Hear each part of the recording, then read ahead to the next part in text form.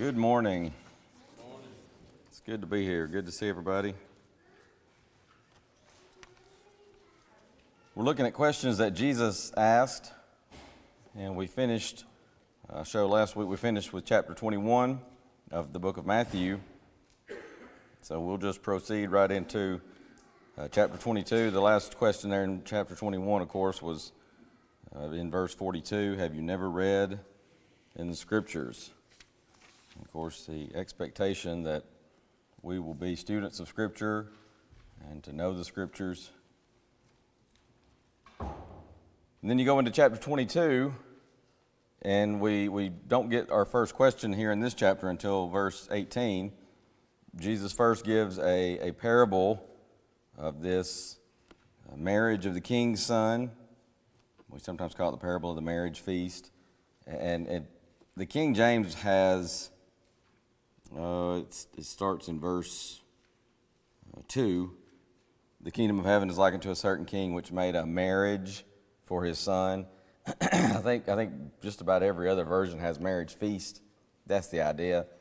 You know, these marriage feasts, especially if it was a wealthy family, this being a parable about a king, obviously he would have the wealth. They may have a marriage feast celebration. You know, in our culture, we tend to have a wedding day, and there's a big celebration, and sometimes there's a meal that goes along with that, at least a reception typically. But it's one day. It's a few hours, and it may take up several hours in the day, but that's it. But in their culture, the marriage feast could go for days. I mean, it could be a week or so, depending on the wealth and the person and how they wanted to do it. But this was pretty common that it would be a big to-do, even perhaps more so than what we do in our culture. But that's the idea. When it says in the King James a marriage, it's a marriage feast. And so verse 3, it says he sent forth his servants to call them that were bidden to the wedding feast. Again, is the idea there. But he gives this parable, and he ends it with verse 14. Many are called, few are chosen. You have the people that reject the invitation. They made light of it, verse 5 says. Some took the servants of the king and treated them spitefully, verse 6 goes on to say, slew them. So, of course, the king, he sends his armies, destroyed those murderers, burned up their city. Then he tells his servants, the wedding feast is ready, but they that were bidden were not worthy. So to go into the highways, as many as you shall find bid to the marriage. So they did. Then they bring in, and the wedding feast was furnished with guests. The king came in to see the guests. He sees there a man that has no wedding garment on. It's not really germane to our question that we're looking at here in verse 18, but just want to mention sometimes people maybe have wondered about that. Here's a guy that he's invited to the wedding feast, but he gets there, and the master says, you don't have a wedding garment on, and so he's upset about that. In fact, it goes on to say, he asked him, friend, how camest thou in hither not having a wedding garment? And he was speechless. So the king says to the servants, bind him hand and foot, take him away, cast him into outer darkness. There shall be weeping and gnashing of teeth, for many are called, but few are chosen. And sometimes people read that and they say, I don't understand. The guy's called in and he's just kicked out and then, punished just because he doesn't have on a wedding garment. Maybe he couldn't afford it. They went out and got the poor people, because the other ones, made light of the invitation, cast it aside. But again, this gets to the culture of their time. Especially a wealthy person like this, when they invited you to the wedding, they provided a garment. They provided the wedding garment. And so the wedding feast garment, again, to expand that. So this guy just didn't make use of what was provided. We're not told why. In fact, he really doesn't even apparently have any excuse even to offer, let alone a reason. Because it says when he was asked, he was just speechless. Why would you not take advantage of what was provided to you and expected of you. And so that's the idea there. Sometimes people read that and they go, whoa, that seems pretty harsh. But it's not that he didn't have the garment. He just didn't make use of it. And so there's a lot of lessons we could say from that. But again, that's not really part of our question. I just wanted to mention that because that is a question that sometimes comes up. Now, you get to verse 15. Here the Pharisees, they, as verse 15 puts it, took counsel how they might entangle him in his talk. They want to trick Jesus. They want to trip him up, we might say. So they sent out their disciples with the Herodians. And you see in this chapter that the old saying is true, the enemy of my enemy is my friend. These are groups of people that don't typically get along. Pharisees being kind of the old school people. Herodians, not as much so, certainly. Sadducees, I mean, you don't have to be a scholar of the New Testament to know the Pharisees and the Sadducees did not get along. In fact, Paul's going to use that on one occasion in the latter part of the book of Acts. They're ready to just tear Paul in two, literally. And he stands up and he makes a statement. When he realizes, the way that Luke puts it by inspiration, he realizes that part of the crowd is Pharisees, part of the crowd is Sadducee.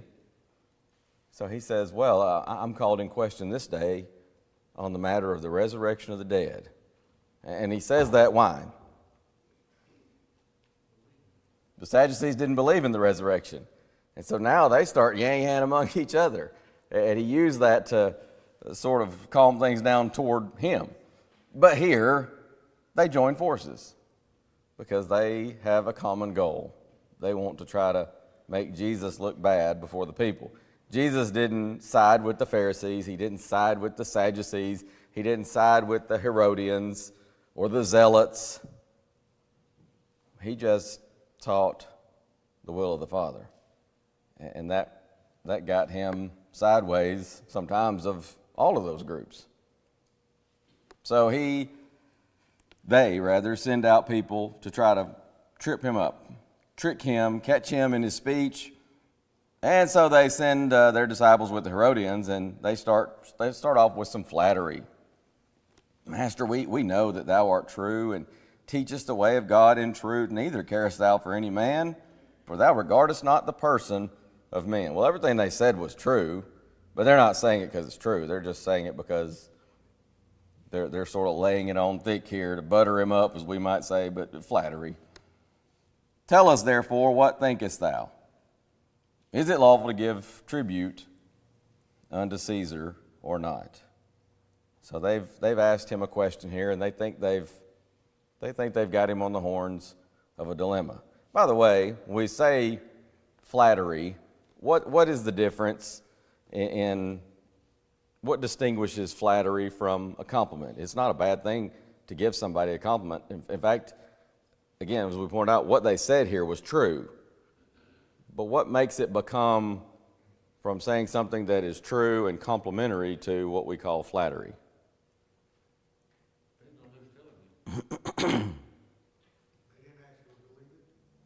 They didn't really mean it. And that's what it comes down to. And that's still true today. Do what? Yeah, they're trying to gain an advantage by that. And that's typically what flattery is. It's not necessarily that you're saying something untrue, but there's an agenda. That might be a good way to put it. There's an agenda there. And that still is true today. Somebody may say something that is true, but they're saying it in such a way. We sometimes even use the expression a backhanded compliment. That's kind of another way of saying flattery. There's some kind of agenda there. Either you don't really mean it or you're using it for some perceived or real advantage. But it's not just a genuine compliment. A genuine compliment is not a bad thing. It's a good thing. It's just, do we mean it? And is it a compliment for the sake of compliment, to build somebody up, to encourage or whatever? Or is it with an agenda?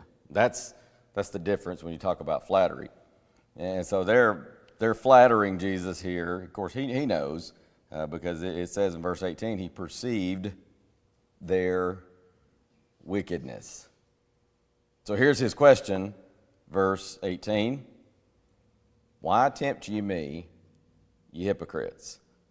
And you see, really throughout this section of Matthew, it's one of my favorites in the gospel accounts because Jesus is, he is under siege verbally by these different groups. And they are trying to trick him. They're trying to make him look bad. They come up with these, as you'll see a little bit later, just right on the heels of this, these ridiculous hypothetical situations to try to make him look bad. And if they can catch him in a contradiction, that would be, I guess kind of best case scenario. But even if they can just in some way make him look bad in the eyes of the people, that's good enough for them. But every single time, he leaves them tied up in knots. And he comes out, as we would expect from God in the flesh, he comes out looking as wise as he truly is. So there's your question. There are going to be other questions that will be asked of Jesus, again, not honest questions, but seeking to entrap him. But this particular one, Jesus asks them, why do you tempt me, or why do you test me, hypocrites? They're going to ask here about, or they're asking here about taxes. They'll ask again in just a moment about the resurrection. They're going to also ask about, what is the great commandment in the law, verse 36. We'll get to that in just a moment. But they're wanting to trick Jesus. They're wanting to verbally attack him. So they ask this question: should we pay taxes or not? That it seems like in every culture, every generation is a hot topic, right? Because who likes to pay taxes? Nobody. Nobody likes paying taxes. In their day, it's perhaps even more so because as Jews, they are servants of the one God. And I say more so. I think we probably deal with a similar situation even today. But they have a government that is corrupt. It is wicked. It is very pagan. Romans did not serve the true God. They served many gods. And even some of them were more, I guess you would say, agnostic, atheistic, skeptic at the very least. But those that did serve some type of deity, and I kind of use the air quotes with serve because they didn't, many of them were not, probably fair to say most of them were not serious about it. But even if you were serious about it, these are pagan gods, and a lot of times the worship of those pagan gods involved just gross immorality. And so you could even serve these pagan gods and do so diligently and basically engage in whatever fleshly desire you wanted. That was just abominable to the Israelites. And not only that, they had been conquered by the Romans. They don't have many of the same privileges that Roman citizens had. Again, you'll see this in the book of Acts. That's that same scenario where they're just literally about to tear Paul in two. The centurion comes down, rescues Paul because there's this big tumult being made. And one thing Rome does not put up with is a riot or some kind of, unsupervised, unauthorized, big gathering where people are protesting or something like that. And so anytime there's some kind of a tumult, they want to intervene and they want to shut it down because they've dealt and did deal with so many rebellions and things like that. And so they're really getting after Paul. And so the centurion comes down there and rescues Paul, and he can't figure out what's going on. Why are they so after this guy? So his determination is take him inside the castle, scourge him, and we'll warm him up to talk a little bit. And then we'll find out, he takes enough of a beating, he'll tell us what we want to know. Why are these people after you so much? Which is, interesting to me. The poor guy's getting literally almost torn in two, and you're going to go and beat him to try to find out what their problem is with him. But that was how Rome handled things many times. But what did Paul say? They bind his hands. Do what? Yeah, he just asked a simple question. Is it lawful for you to beat a man who is a Roman and uncondemned? You see, as a Roman citizen, and Paul was, in fact, going to go on to the guy's going to say, "Oh, you're a citizen?" Yeah, I am. Born in Tarsus. And the guy says, "Oh, well, with a great sum, I obtained my freedom."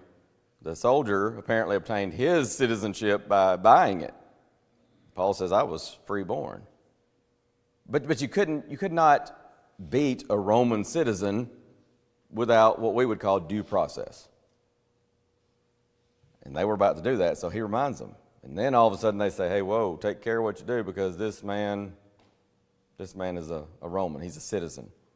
So the Jews, they serve or they're under at least a pagan government. It's a pagan government that has conquered them and treats them differently. It's not everybody has the same rights. If you're a Roman, and everybody's got the same rights. It was not like that at all. Jesus talks about that when he talks about if you're compelled to go a mile, go the extra mile. Because sometimes they could take someone like a Jew, compel them, a soldier for instance, carry my stuff. Have to carry it a certain distance. You didn't have to go beyond that. And Jesus says Christians do more. You go to that distance and say, I'll keep going even further to try to show the grace and the mercy, the love of God to other men. But nobody likes paying taxes. So that's their question. Should we pay taxes or not? And Jesus, of course, goes on to say, "Bring me the tribute money. Show me the tribute money." So they bring him a penny. Anybody got a New King James? Does it say denarius there? Denarius. It's about a day's wage. So he asked them to show him a denarius, or penny in the King James. And so he asked, whose is this image and superscription? And again, that's our next question right here in this context. They want to know, is it lawful to pay taxes? Whose image is on the coin? Well, it's Caesar's.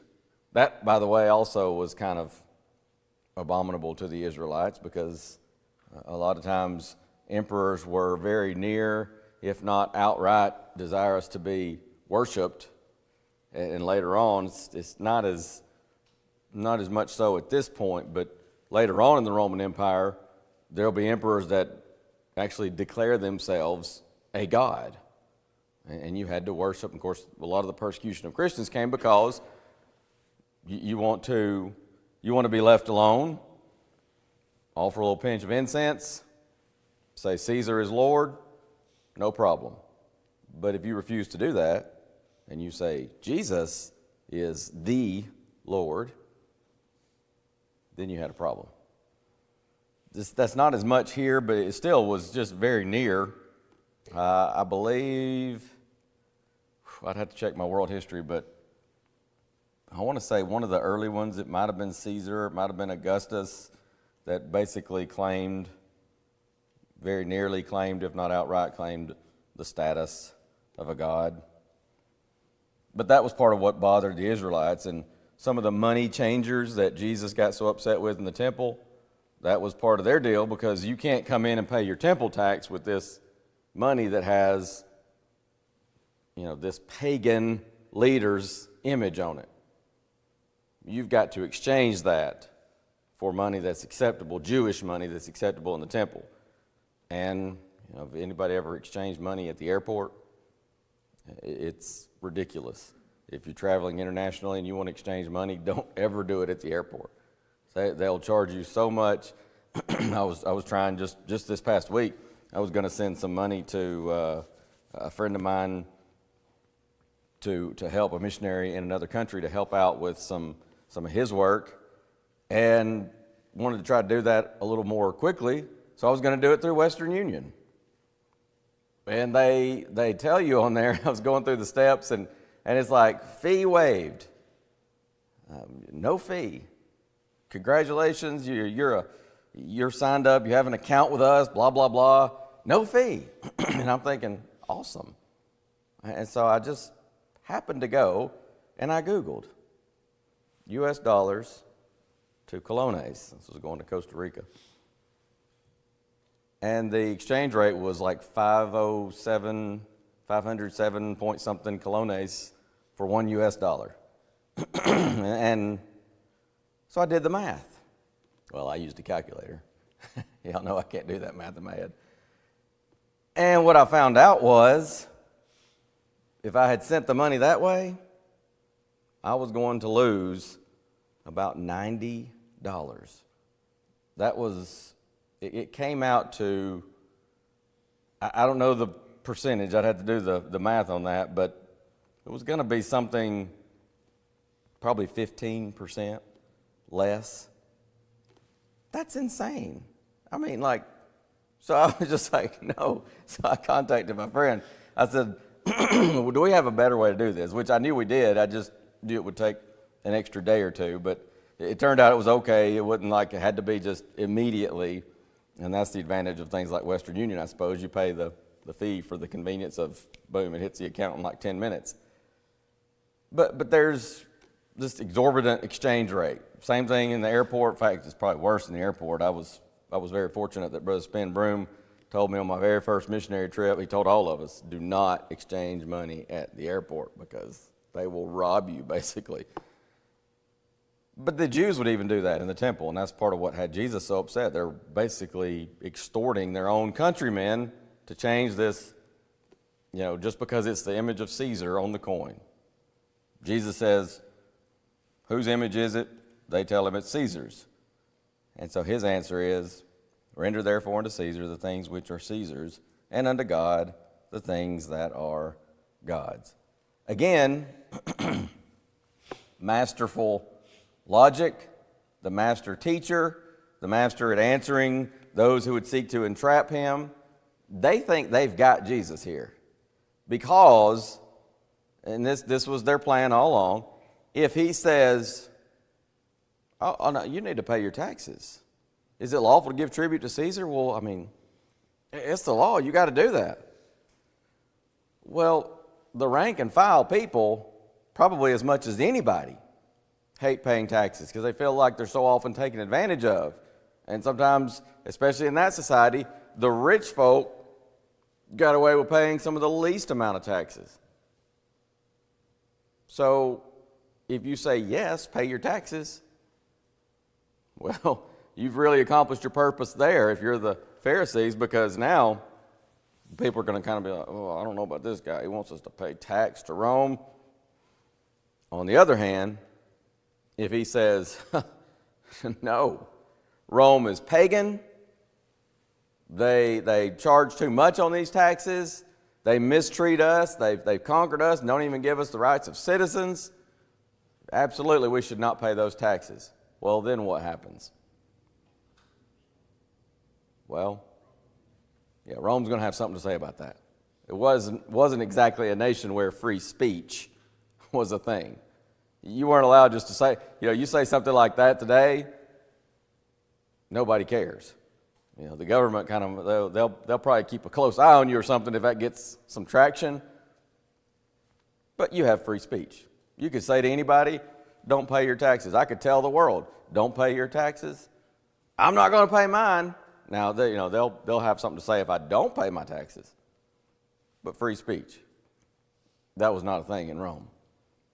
So Jesus says, pay your taxes. The people are upset. If he says, don't pay your taxes, the Romans are upset. And they're thinking, you can just sort of picture them rubbing their hands together and going, either way, he's in big trouble. But Jesus says, oh, that's Caesar's image? Well, you render to Caesar the things that are Caesar's, and you render to God the things that are God's. That's pretty amazing. I mean, every time I read that, And in fact, that's what verse 22 tells us. When they had heard these words, they marveled and left him and went their way. Oh, wouldn't it be amazing if you could just see the looks on their faces when he answered that? I mean, just waiting with bated breath, as the saying goes, after they ask him this question, should we pay taxes or not, Jesus? Tell us. And they're just kind of waiting. What's he going to say? And he's going to be in trouble either way. And then he answers, and they kind of just go, huh. Didn't quite work out like they thought it would. And so he says, render to Caesar the things that are Caesar's, render to God the things that are God's. Well, God tells us we ought to obey government. If it doesn't cause us to disobey a command of God, then we need to submit to government. Romans 13, 1 Peter chapter 3, other passages as well. But that's God's teaching for us. But he answered them and shut them down.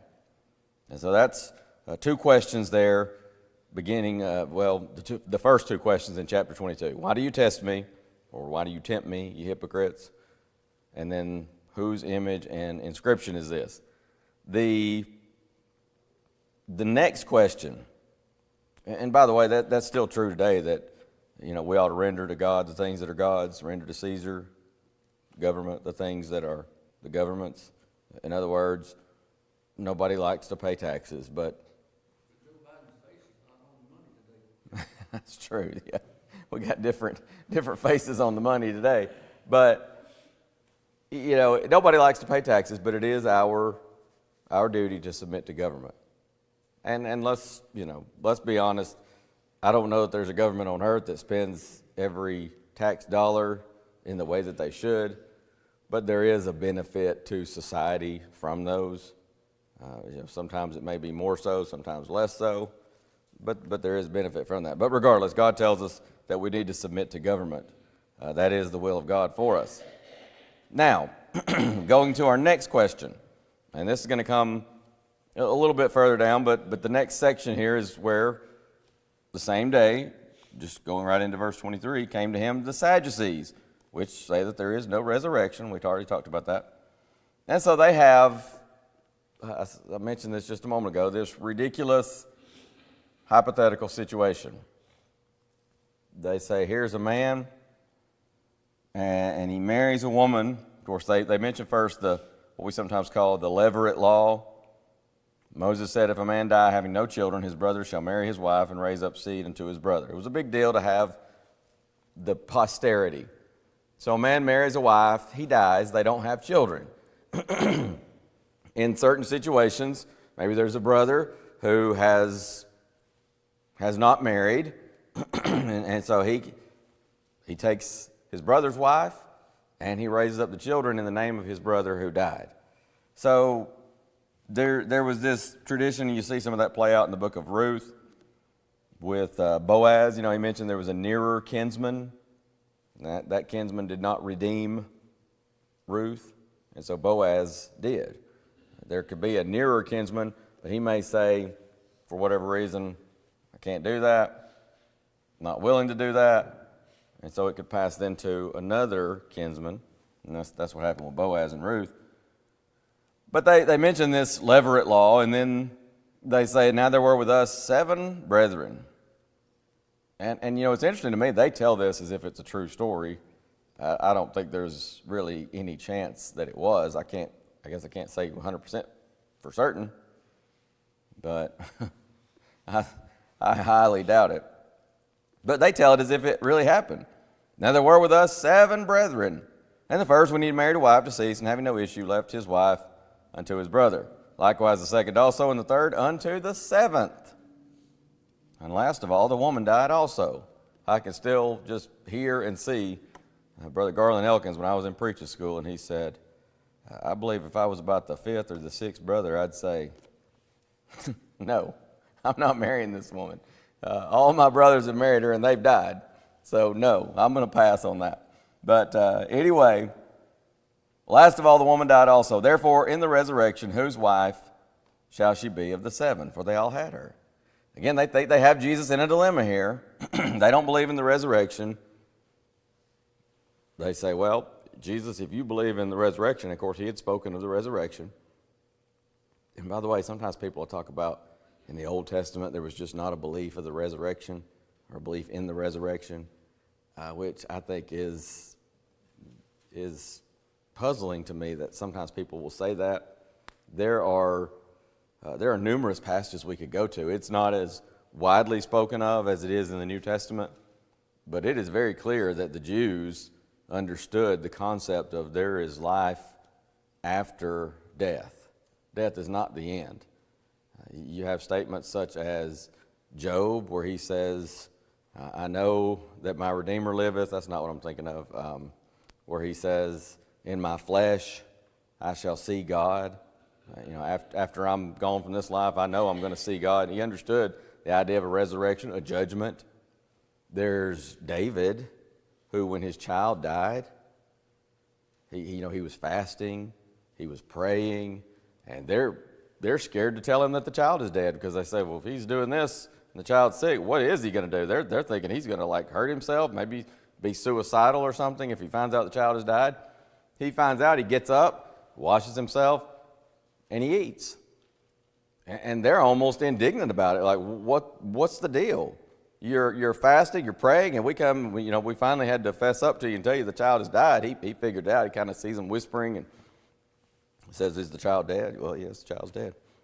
But we tell you the child's dead, and now you get up and you eat and you clean yourself up and all. Well, what's the deal? And David says, well, when he was sick and still alive, I thought, fasting and praying, maybe God will be merciful and spare the child.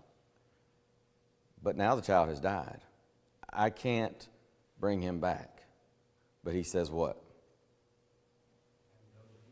I will go to him. Don't tell me they didn't believe in life after death in the Old Testament, or that they didn't have some kind of a concept of the resurrection of the dead.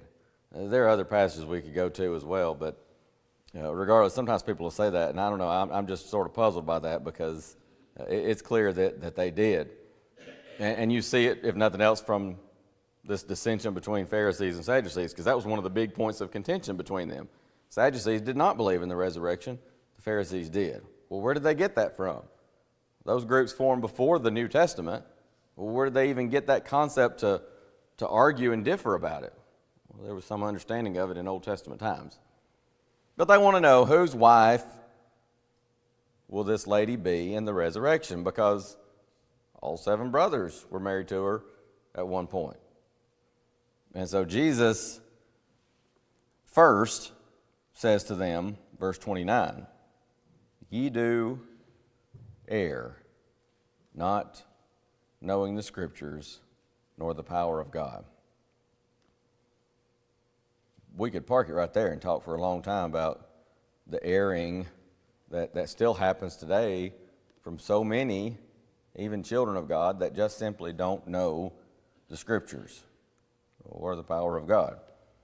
But he says, verse 30, for in the resurrection they neither marry nor are given in marriage, but they are as the angels of God in heaven.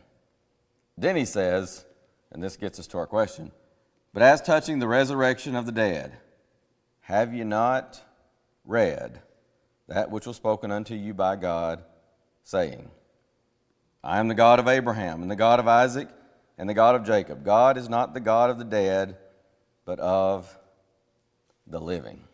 And again, you see, verse 33, when the multitude heard this, they were astonished at his doctrine. But once again, you see Jesus' impenetrable logic. Sometimes people will say, well, Jesus was a good man, but bless his heart, he just, he thought he was the Son of God or something, God in the flesh, but he wasn't. A good man, good teaching, but just, and we've pointed out before, there are only 3 choices. Jesus was either a liar, he knew good and well he wasn't the Son of God, God in the flesh, but he said he was. And if that's the case, we certainly can't say, well, he's a good man. Good teaching, but, just He wasn't who he claimed to be. Look, if you know you're not, of all the things that you could claim dishonestly, none of them, no dishonest claim is a good thing. But it would be hard to top the dishonesty and deceit and sophistry of somebody claiming, I am God in the flesh. Let me tell you something. That type person is not a good man. He's a charlatan and a scoundrel. So he's either a liar or a lunatic. Bless his heart, he's just crazy. He thinks he's the Son of God, but he's not. And he was just a little bit off or something. Or he's Lord. Those are really the only three choices we have. We know he wasn't a liar. He constantly spoke truth. Even his enemies never could, all the things they tried to come up with and entrap him with and trick him with and say about him, they could never say that he told a lie. Many times they even admitted that he did genuine miracles. And we know he's not crazy because this section of Matthew, if nothing else, tells us that. Because he says, have you not read, God is the God of Abraham, the God of Isaac, and the God of Jacob. And he's making an argument here on the very tense of a verb. God is the God of Abraham, Isaac, and Jacob. Not he was the God of Abraham, Isaac, and Jacob. He is. And he says, God is not the God of the dead, but of the living. You don't get that from a crazy person, folks. The piercing logic is it's astounding. And so he makes this argument, even though, and there's something to be said here, something even spoken 1,400 plus years earlier, still applicable. Sometimes people say, well, the Bible's old and it was written a long time ago, but it's still applicable. Forever, O Lord, thy word is settled in heaven, Psalm 119:89. Jesus is going to say later on, just a couple of chapters later in Matthew 24:35, heaven and earth shall pass away, but my words shall not pass away. But he says, in heaven, in the resurrection, there's no marriage or giving in marriage. And so their question was moot, we would say. By the way, he also says there in verse 30, he doesn't say they are angels of God in heaven. Sometimes people have that misunderstanding that when somebody dies, they say, well, heaven needed another angel. We don't become angels when we die. We'll be like the angels in many ways, but there are still three distinct classes. I don't know if that's the best term to use, but categories of beings. There's deity, there are angelic beings, and there are humans. Everything else will cease to exist, such as animals. Animals have a living spirit in the sense of breath and life, but they don't have a soul that lives on. Humans, angels, deity have an existence that continues on. Angels having been created, humans having been created, deity being eternal, no beginning, no end. But he says, as the angels, and that's an important distinction because sometimes people misunderstand that. But again, the people here and they're just astonished at his doctrine when Jesus teaches that there is, in fact, life after death. God's not the God of the dead, but the God of the living.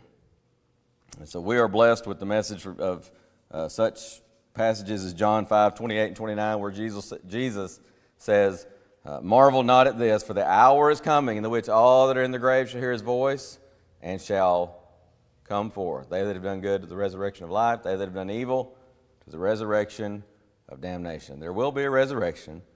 There will be life after death, because God is not the God of the dead, but of the living. Now, moving on to Matthew 22, what did we leave off? Verse 33. He's going to be asked about the greatest commandment.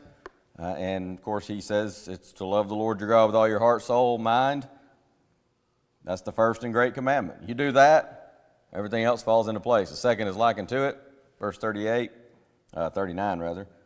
Thou shalt love thy neighbor as thyself. On these two commandments hang all the law and the prophets. Now, verse 41. While the Pharisees were gathered together, Jesus asked them, What think ye of Christ? Whose son is he? So really two questions here in this same verse. What do you think about the Christ, as the New King James puts it? Whose son is he? Well, Jesus, he's been teaching here in the temple. He's been asked these questions about taxes, about the resurrection, about the greatest commandment in the law.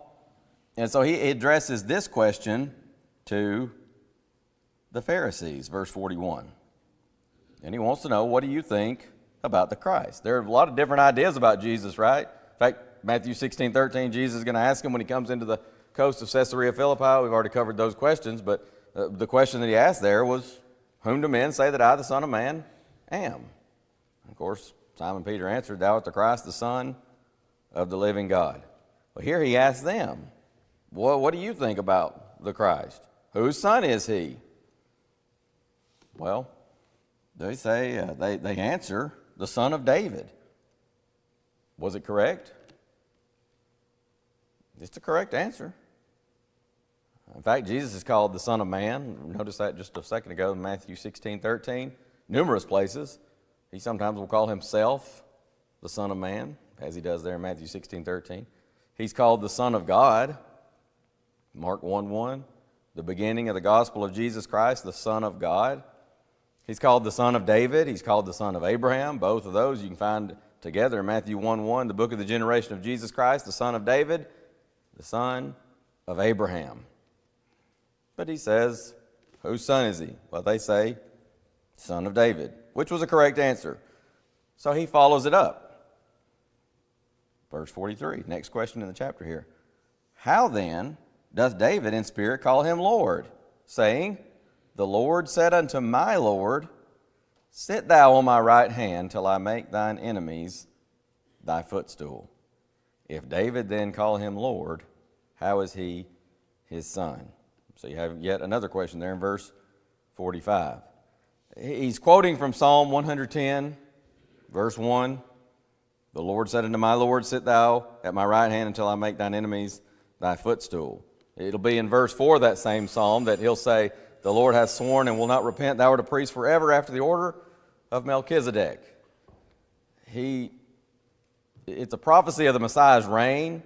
He'll be a priest after the order of Melchizedek. He'll sit on his throne. In fact, he'll be a priest on his throne. One of the reasons we know he's not going to rule on earth, because Jesus can't be a priest on earth. He's not of the tribe of Levi, and that's the argument in Hebrews 7. He cannot sit and rule on the earth because he's of the seed of, he's descended from Jeconiah or Coniah, who was told in Jeremiah 22, nobody of his seed will prosper sitting on the throne of David in Jerusalem. But Zechariah 6:12 and 13 says he'll be a priest on his throne. God anointed him with the Holy Spirit and with power, Acts 10:38. The point Jesus is making here is, what do you think of the Christ? Well, he's the son of David, and Jesus makes the point. I am the son of David. And David called the Christ Lord. Jesus fulfilled all those prophecies. It should have been so painfully obvious to them. He is the Christ. If David calls him Lord, how is he his son? Well, he's descended from David. And so last verse here, and we'll get into chapter 23 next week, Lord willing.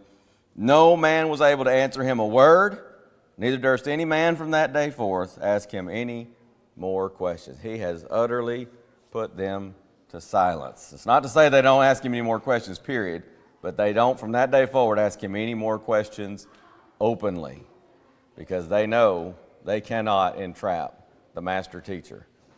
Good stuff here in Matthew chapter 22. Lord willing, we'll pick up and look at some questions from Jesus in chapter 23 next week. For now, we'll have a short break before our worship. Thank y'all for your time.